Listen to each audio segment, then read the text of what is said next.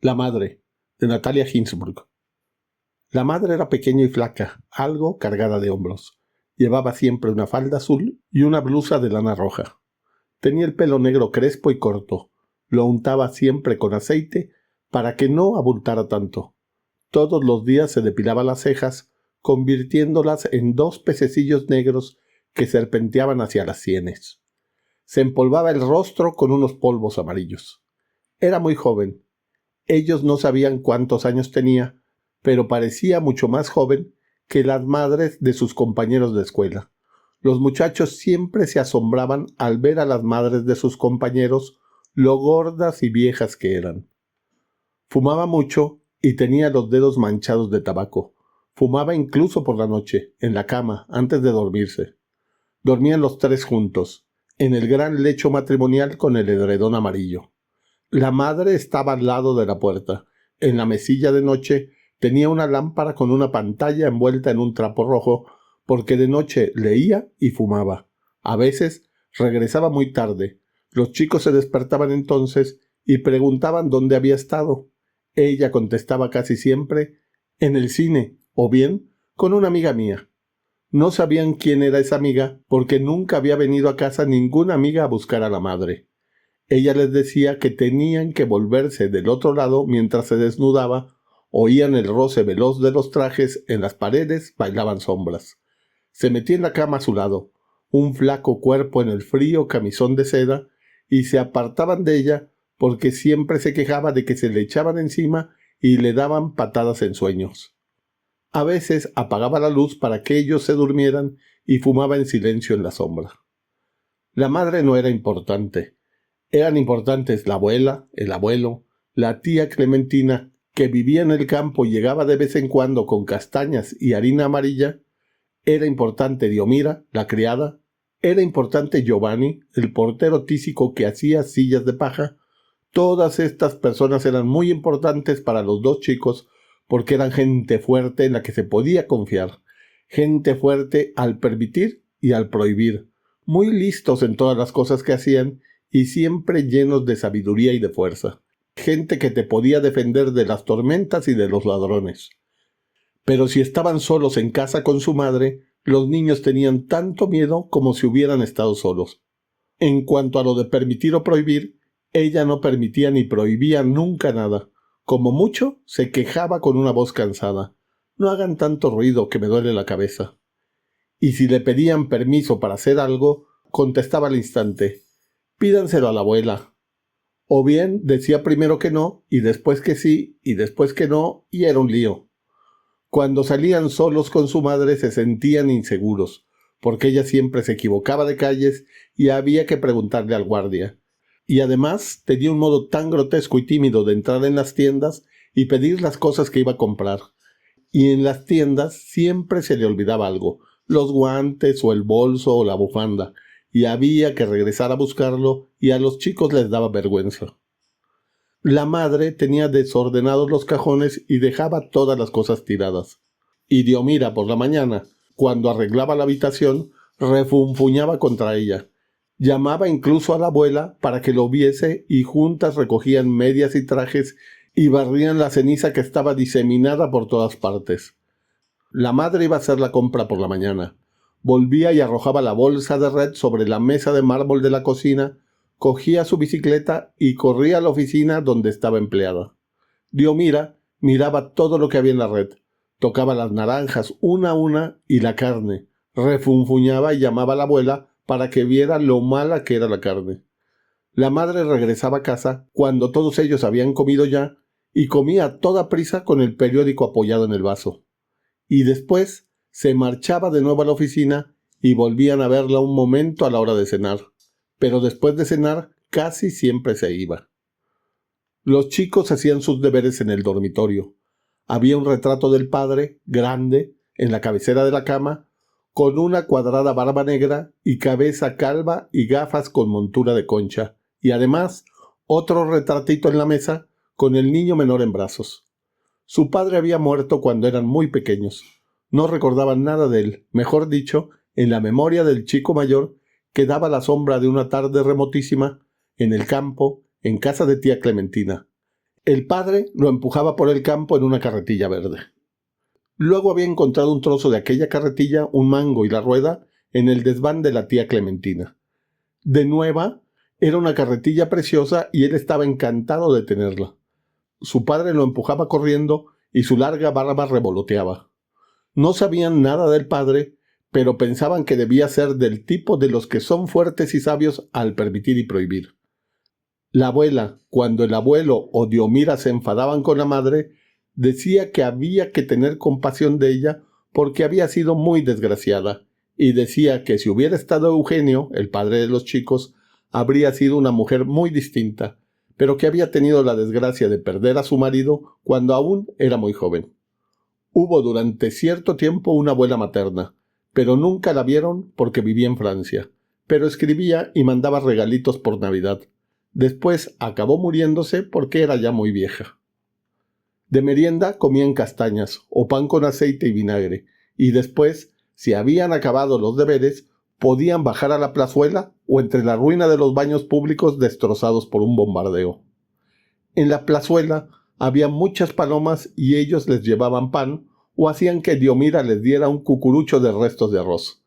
Allí se encontraban con todos los chicos del barrio, los compañeros de la escuela y otros que veían también el domingo en el centro parroquial, cuando jugaban un partido de pelota con el padre Vigliani, que se subía a la sotana negra y daba patadas. También en la plazuela jugaban a veces a la pelota o jugaban a policías y ladrones. La abuela se asomaba de vez en cuando al balcón y les gritaba que no se lastimaran. Era bonito ver desde la plaza oscura las ventanas iluminadas de la casa allá en el tercer piso y saber que se podía regresar allí, calentarse junto a la estufa y defenderse de la noche. La abuela se sentaba en la cocina con Diomira y remendaban las sábanas. El abuelo se quedaba en el comedor y fumaba su pipa con el gorro en la cabeza.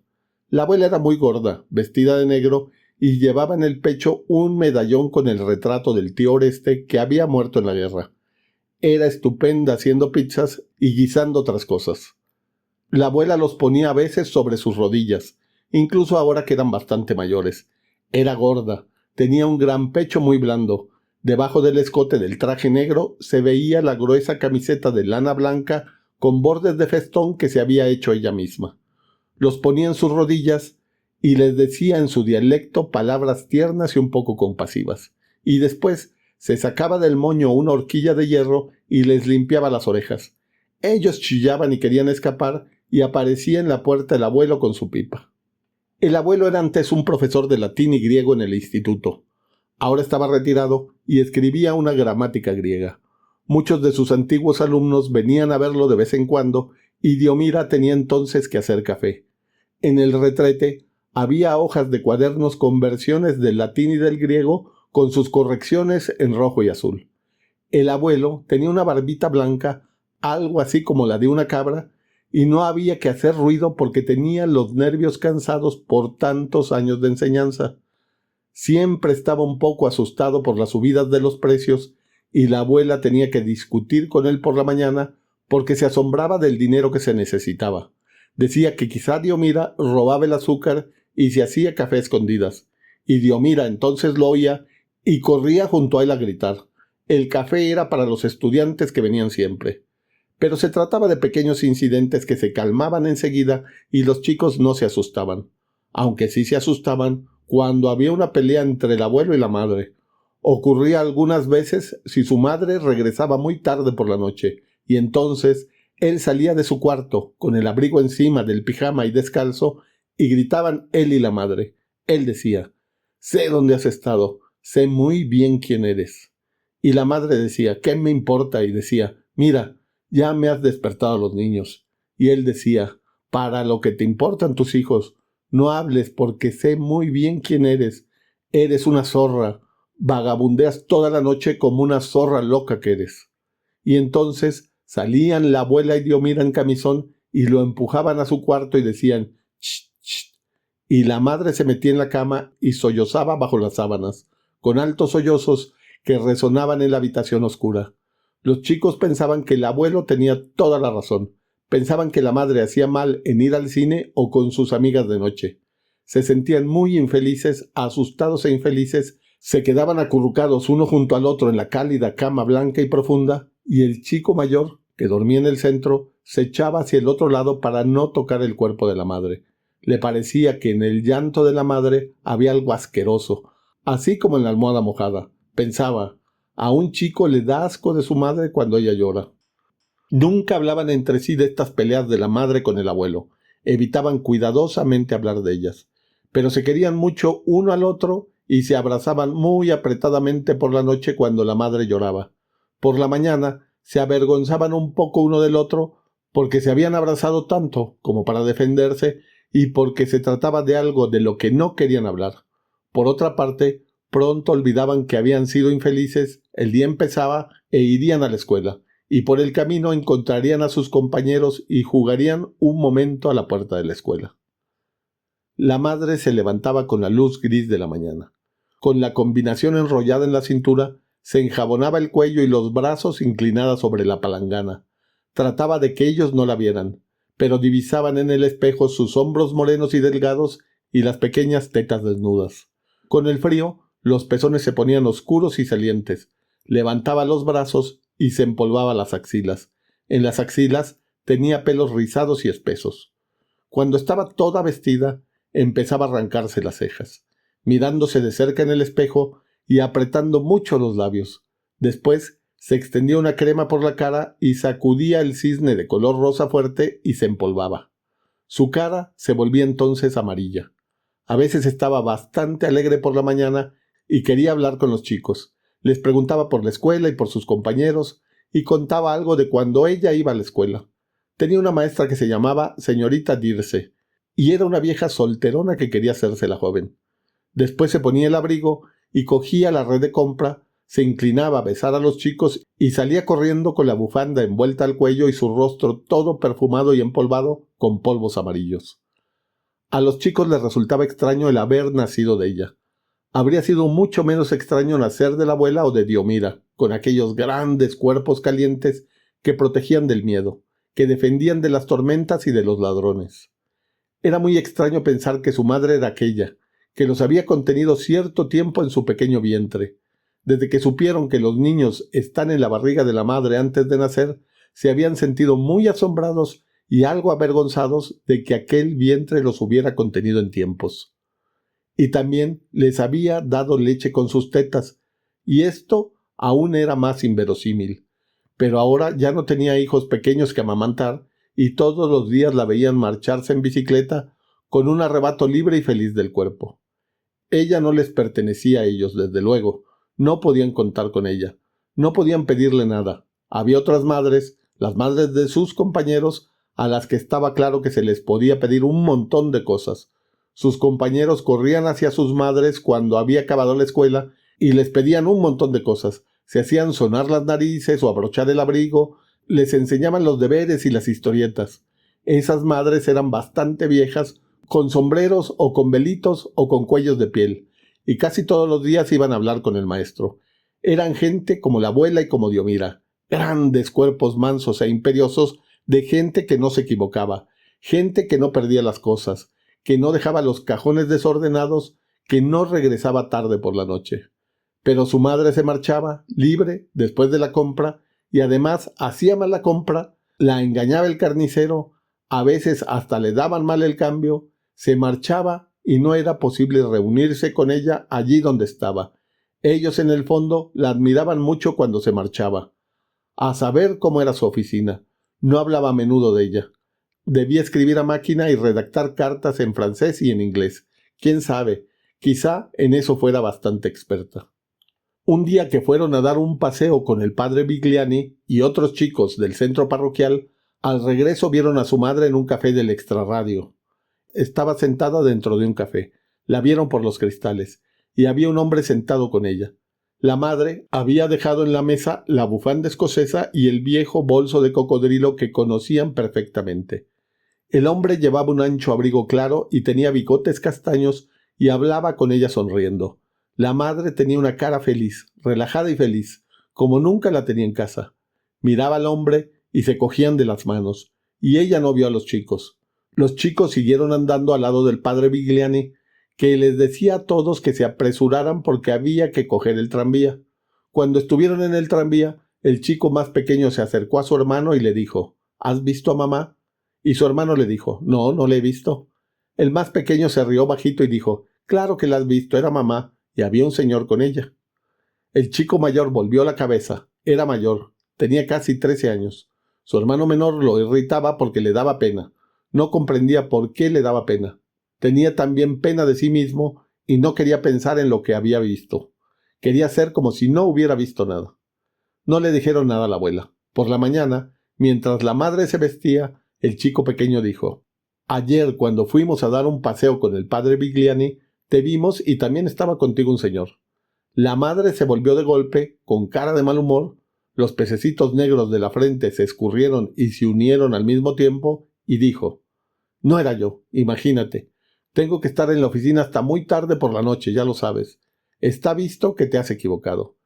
El mayor dijo entonces con una voz cansada y tranquila: No, no eras tú, era alguien que se te parecía. Y los dos muchachos comprendieron que aquel recuerdo debía desaparecer, y ambos respiraron con fuerza para expulsarlo. Pero el hombre del abrigo claro vino una vez a casa. No traía el abrigo porque era verano. Tenía gafas azules y un traje de tela clara. Pidió permiso para quitarse la chaqueta mientras comían.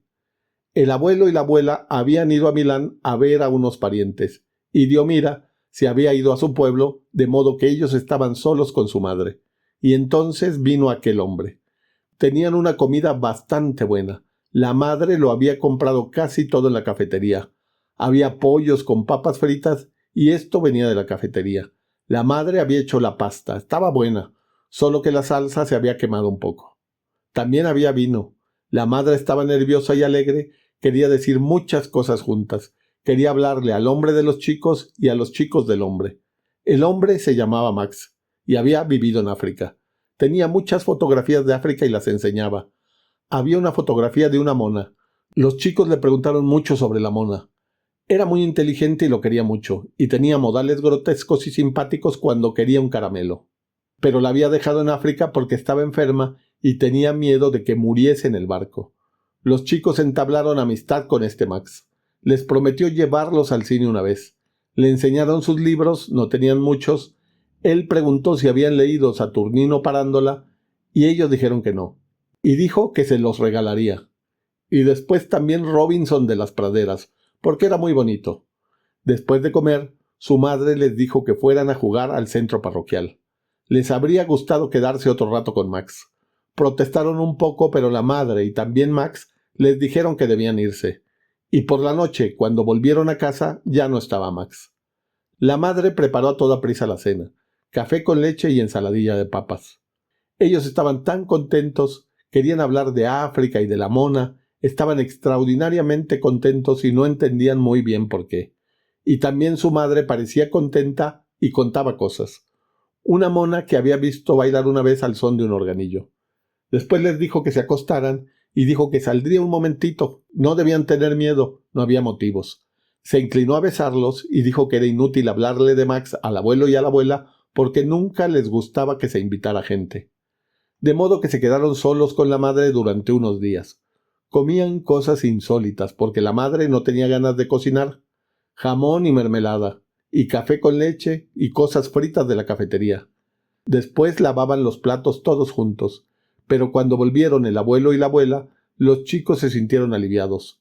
De nuevo había un mantel en la mesa y vasos y todo lo preciso.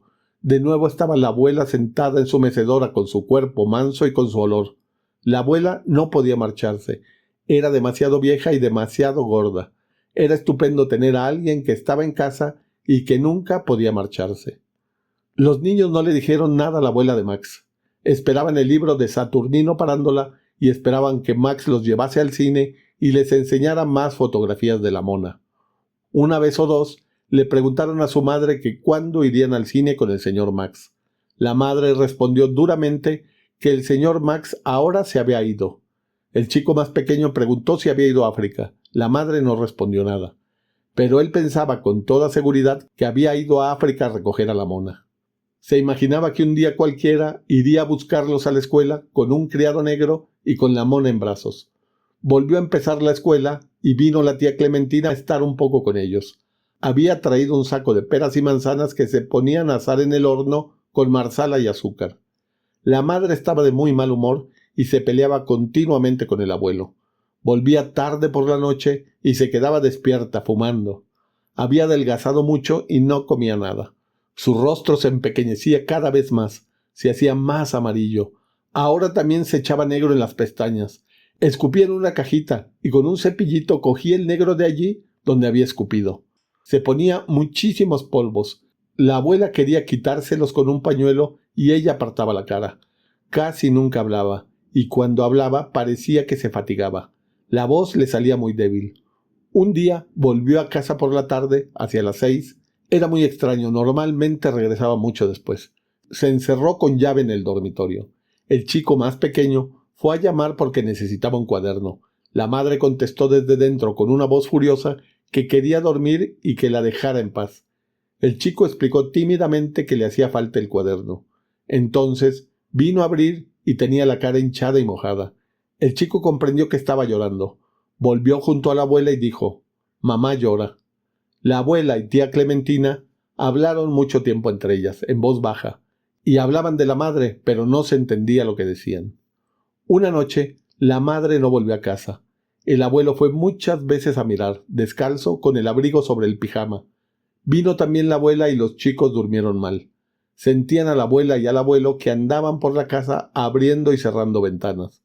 Los chicos tenían mucho miedo. Después, por la mañana, telefonearon de la comisaría. Habían encontrado muerta a la madre en un hotel. Había tomado un veneno. Había dejado una carta. Fueron el abuelo y la tía Clementina. La abuela chillaba. A los chicos los mandaron al piso de abajo, a casa de una anciana señora que decía continuamente: «No tiene corazón dejar dos criaturas así». A la madre la trajeron a casa. Los chicos fueron a verla cuando la tendieron en la cama. Diomira le había puesto los zapatos de charol y la había vestido con el traje de seda rojo de cuando se casó.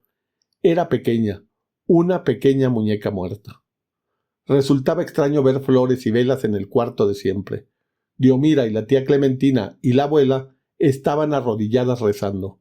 Habían dicho que tomó el veneno por equivocación, porque si no, el cura no vendría a bendecirla si sabía que lo había hecho adrede. Diomira les dijo a los chicos que la tenían que besar. Se avergonzaban terriblemente y la besaron uno tras otro en la fría mejilla. Después fue el entierro. Duró mucho, atravesaron toda la ciudad y se encontraban muy cansados. También estaba el padre Vigliani y además muchos niños de la escuela y del centro parroquial. Hacía frío, en el cementerio soplaba un fuerte viento. Cuando volvieron a casa, la abuela empezó a llorar y a gritar ante la bicicleta, en el zaguán, porque parecía justo verla cuando se marchaba, con su cuerpo libre y la bufanda que revoloteaba en el viento. El padre Vigliani decía que ahora estaba en el paraíso porque quizá no sabía que lo había hecho adrede, o lo sabía y fingía que no. Pero los chicos no sabían muy bien si existía de verdad el paraíso, porque el abuelo decía que no, y la abuela decía que sí, y la madre dijo una vez que no había paraíso con angelitos y hermosas músicas, sino que los muertos van a un sitio donde no se está ni bien ni mal, y donde no se desea nada, y como no se desea nada y se descansa, se está muy en paz. Los chicos fueron al campo durante algún tiempo con la tía Clementina. Todos eran muy buenos con ellos, y los besaban y los acariciaban, y a ellos les daba mucha vergüenza. Nunca hablaron entre sí de la madre, ni tampoco el señor Max. En el desván de tía Clementina encontraron el libro de Saturnino Parándola y lo leyeron y les pareció bonito. Pero el chico mayor pensaba muchas veces en su madre, en cómo la había visto aquel día en el café, cuando Max le cogía las manos, con un rostro tan relajado y feliz. Pensaba entonces que quizá su madre se había envenenado porque Max quizá hubiera regresado a África para siempre. Los chicos jugaban con el perro de tía Clementina, un bonito perro que se llamaba Bubi, y aprendieron a trepar a los árboles porque antes no eran capaces. También iban a bañarse al río, y era estupendo regresar por la tarde junto a la tía Clementina a hacer los crucigramas todos juntos. Los chicos estaban muy contentos de vivir con tía Clementina. Después volvieron a casa de la abuela y estuvieron muy contentos. La abuela se sentaba en la mecedora y quería limpiarles las orejas con sus horquillas. El domingo iban al cementerio. También venía Diomira. Compraban flores y al regreso se paraban en el bar a tomar un ponche caliente. Cuando estaban en el cementerio ante la tumba, la abuela rezaba y lloraba, pero era muy difícil pensar que las tumbas, las cruces y el cementerio tenían nada que ver con su madre, la que se dejaba engañar por el carnicero y se marchaba en bicicleta, y fumaba y se equivocaba de calles y sollozaba por la noche. La cama era ahora muy grande para ellos, y tenían una almohada para cada uno. No solían pensar en su madre porque les hacía un poco de daño, y les daba vergüenza pensar en ella. A veces trataban de recordar cómo era, en silencio y cada uno por su lado. Y resultaba que cada vez les costaba más trabajo juntar el pelo corto y rizado y los pececitos negros sobre la frente y los labios. Se ponía muchos polvos amarillos. Eso lo recordaban perfectamente. Poco a poco no hubo más que un punto amarillo. Imposible recuperar la forma de las mejillas o de la cara. Además, ahora comprendían que no la habían querido mucho. Quizá tampoco ella los quisiera mucho. Si los hubiera querido, no habría tomado el veneno. Eso se lo habían oído a Diomira y al portero y a la señora del piso de abajo y a otra mucha gente. Pasaban los años y los chicos crecían y sucedían muchas cosas, y aquel rostro que no habían querido mucho se desvanecía para siempre.